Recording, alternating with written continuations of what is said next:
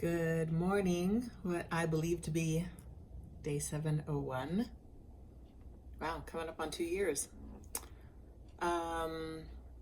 So I had an appointment with my oncologist, and I went alone. This is my first time. Matthew had a meeting that he simply could not get out of. And it was interesting because I was like super direct. And because I was super direct, he had no choice but to be direct. And it was the first time I actually got some information from him that was great. You know, like for example, I didn't know chemo only stays in your body for 24 hours. This whole time I was told that it just gets more and more thick in your system. But it doesn't. It's the side effects that get worse and worse and worse. And every time you have chemo, it is like throwing salt back in the wound being my side effects. Currently, my neuropathy, it's just like daily now. It sucks. But I didn't know that. And that gives me a chance to work with it.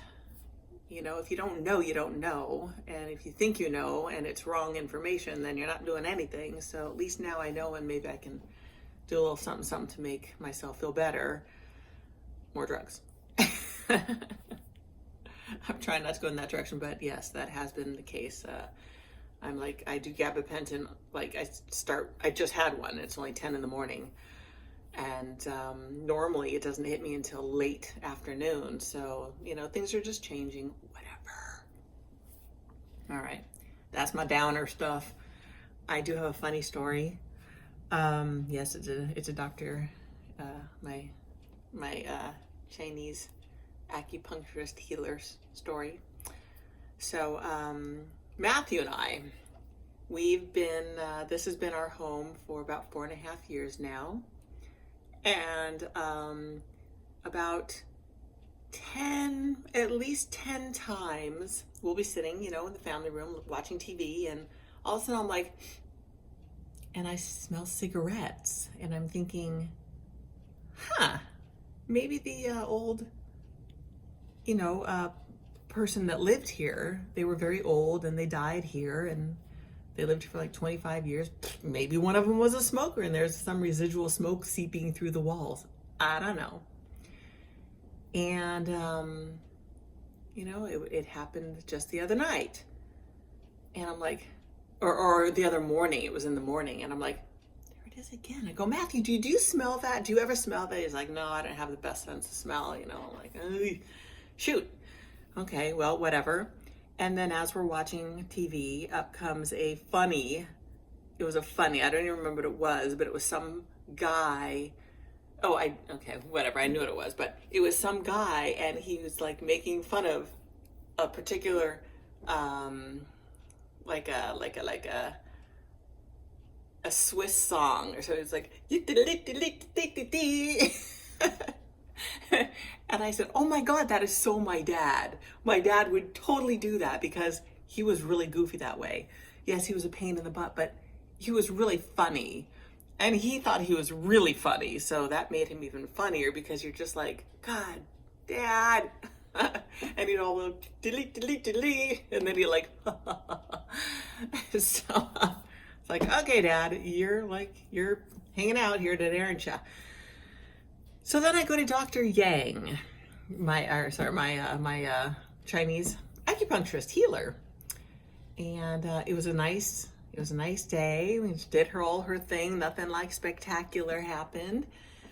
No sticking me with like fat needles and squeezing blood out. None of that. It was like a normal chiropractic visit. Acupuncturist visit.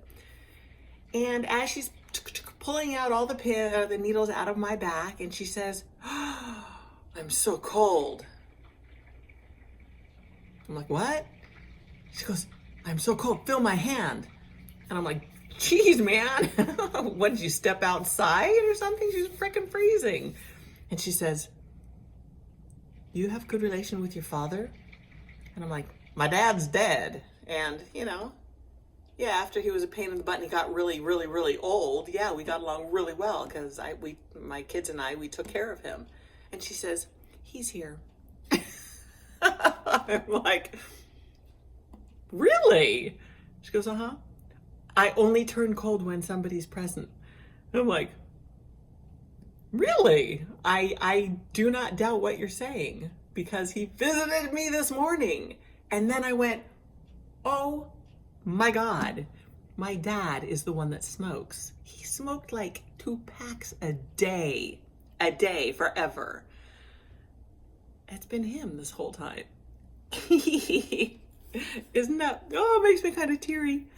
It's so sweet. So, wow, that was kind of cool.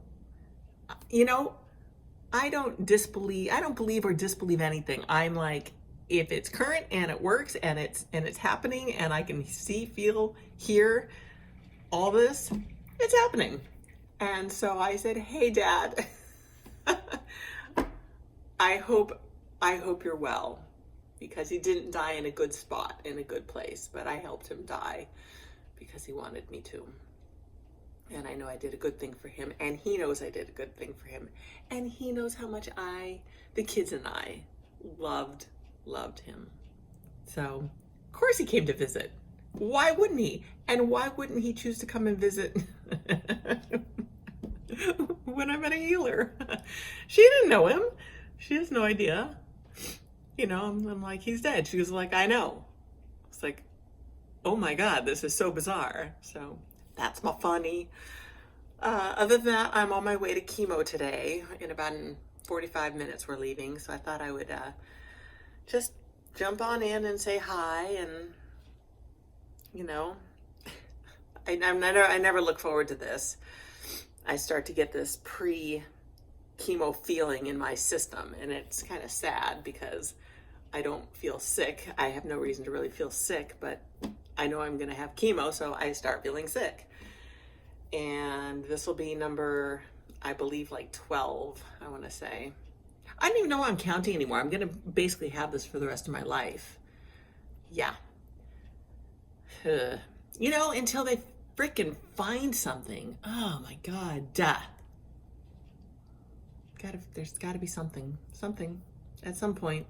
Some kind of clinical trial that actually works in my favor that I can jump onto. Anyway, in the meantime, here I am, talking to you, saying hello, saying I love you, saying I love me. And I'm done for the morning. I love you all. That's it. I will talk to you later. Bye.